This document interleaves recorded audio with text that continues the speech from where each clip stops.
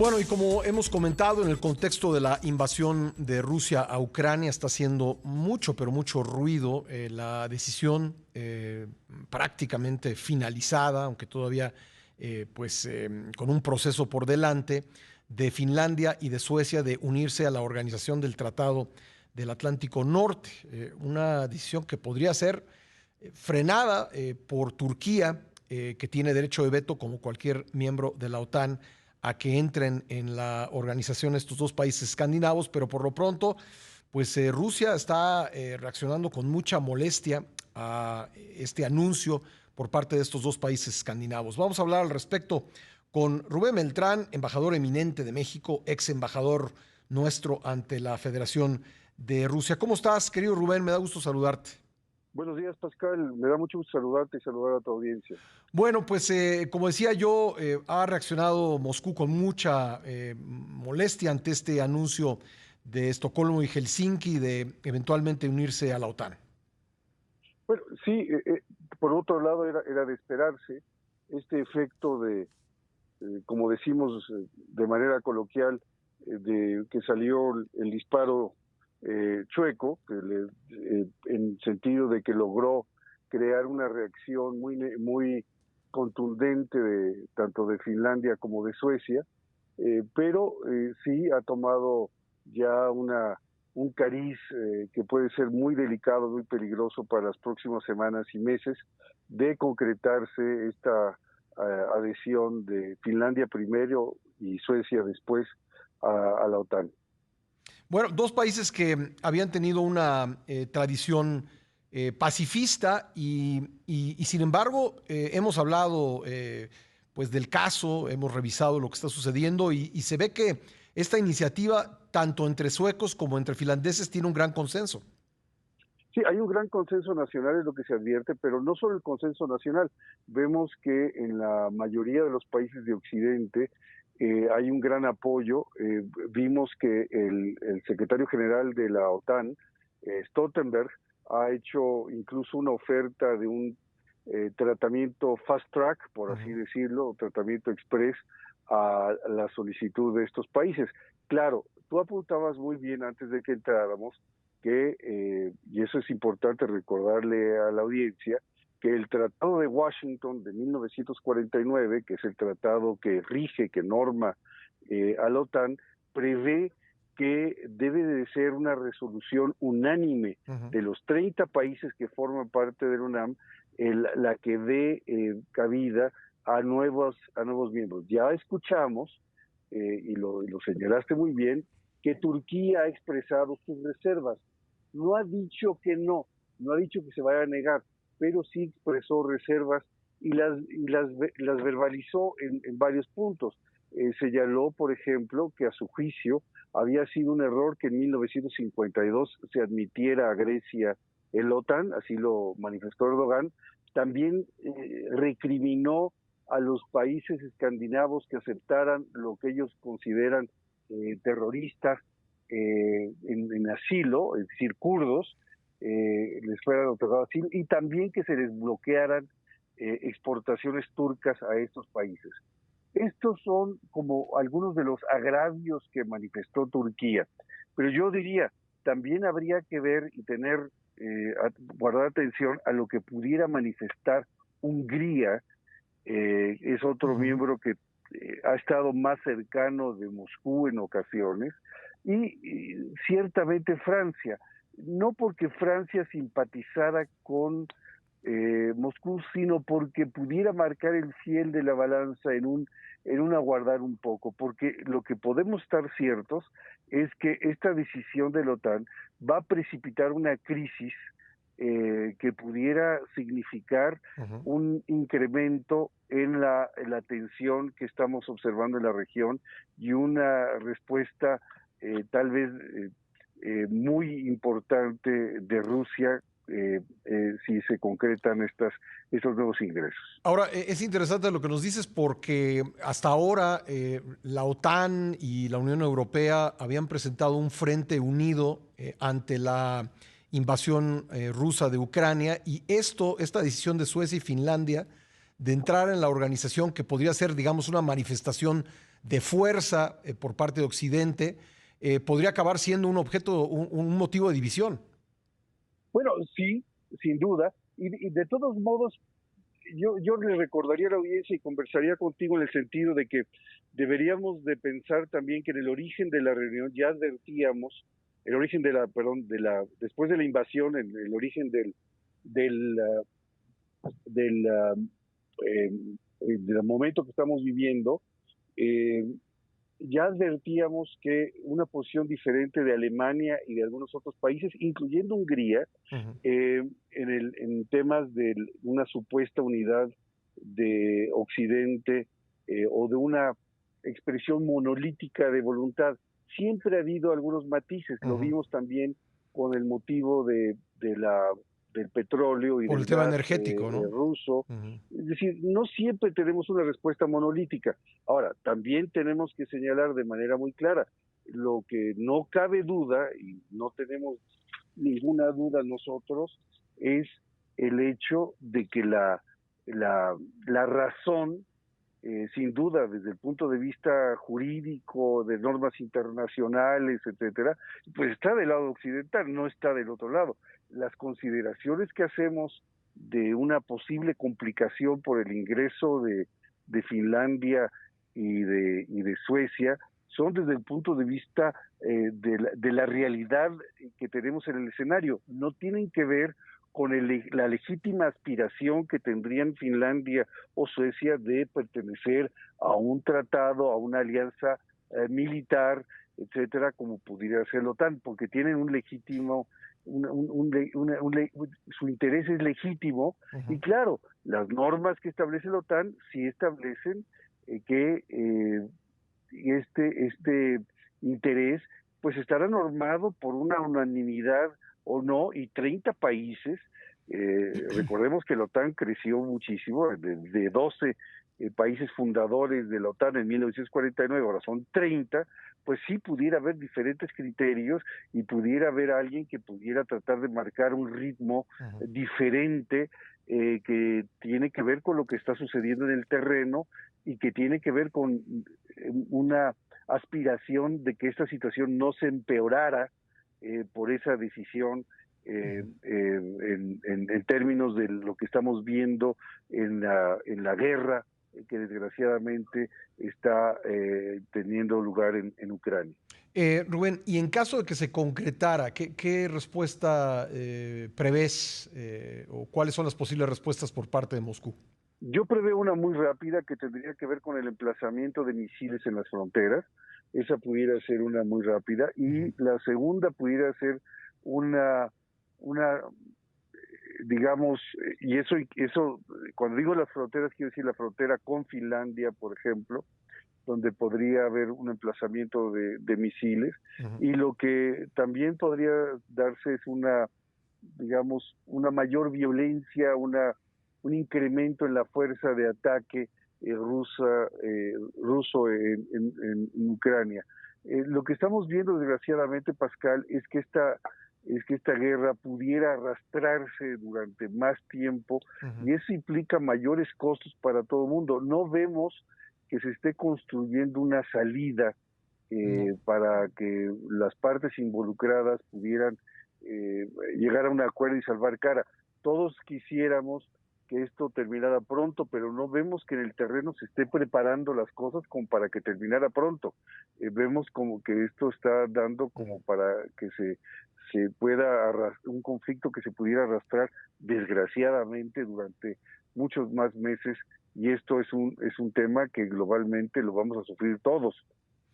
Ahora, en los últimos días, por lo menos en la narrativa o en parte de la información que sale, pues se ha notado un avance de las fuerzas ucranianas. Se publicó ayer una fotografía, un video de soldados ya en la frontera de Ucrania y Rusia, en la región de Kharkov. ¿Cómo está repercutiendo esta narrativa en Moscú hasta donde sabemos? Pero hasta donde podemos ver es un hecho clarísimo de que las fuerzas rusas han sufrido de dos impactos importantes. Primero, sin duda ha habido un tema de logística y de planeación que vimos. El primer impacto que tuvimos de ello fue esa famosa columna que avanzaba desde el norte hacia Kiev, esa columna de kilómetros de blindados que estuvieron Y que se parados atascó, ¿no? por problemas logísticos. Y también hemos visto que hay digamos, un resultado del vigor con el que los ucranianos están defendiendo su territorio, un vigor notable que además ha ayudado primero porque conocen el territorio, segundo porque tienen un momentum, la defensa ha ganado un momento, digamos, ahorita importante, tercero también porque sin duda hay un impacto de positivo para ellos del enorme esfuerzo de apoyo que Occidente les está dando en términos de equipo y municiones, pero también, y eso hay que subrayarlo, de información logística que están recibiendo en tiempo real de la posición de las tropas rusas. Y esto nos lleva a otra cosa, Pascal, que tenemos que considerar. Yo lo comentaba en una pieza que será publicada mañana, que me mencionaba este filósofo alemán Jürgen Habermas, que al final del día, todo este esfuerzo de Occidente, todo este compromiso de Occidente va a marcar un punto crítico donde el Kremlin va a juzgar en qué momento ya francamente está en una situación de guerra con Occidente. Es decir, estamos jugando en una frontera muy peligrosa de hasta dónde el apoyo ya implica una intervención directa a juicio de la otra parte, que sería Rusia. Me parece que este es un momento muy delicado, todo se está apilando, tenemos que apilar las intervenciones de Occidente a las sanciones, a los apoyos de todo tipo hacia Ucrania, y eso nos da como resultado un notable desequilibrio en términos no solo de la narrativa que tú apuntas, sino de la volumetría de información, de inteligencia, de apoyos materiales, etcétera, que está recibiendo Ucrania.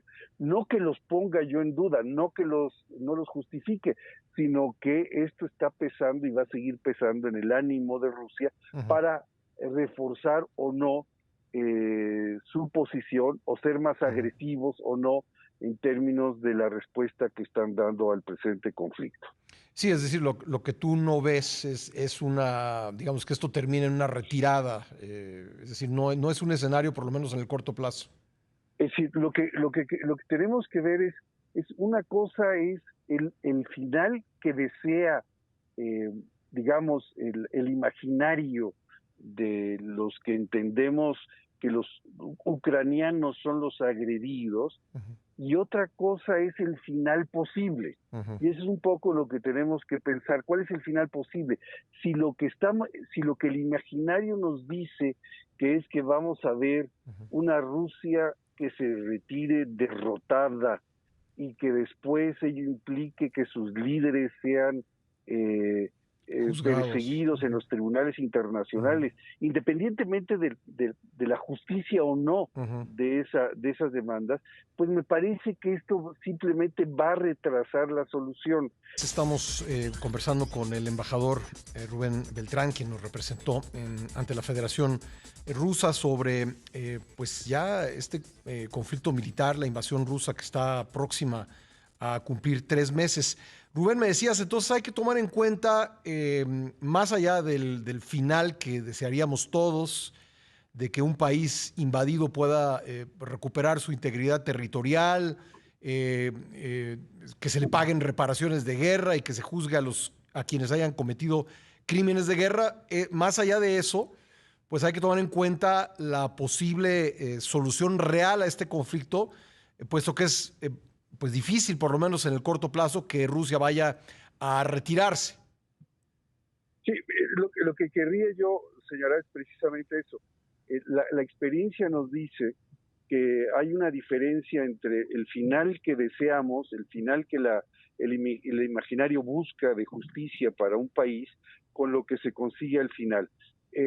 Y eso me lleva a recordar que que tendría que estarse construyendo. Yo espero que haya mucha comunicación informal entre las partes, porque si las partes están comunicando a través de los medios, y esto lo vemos en todos los terrenos de la política, cuando las partes se litigan a través de los medios, pues lo que observamos es que las tensiones se incrementan y la situación se complica.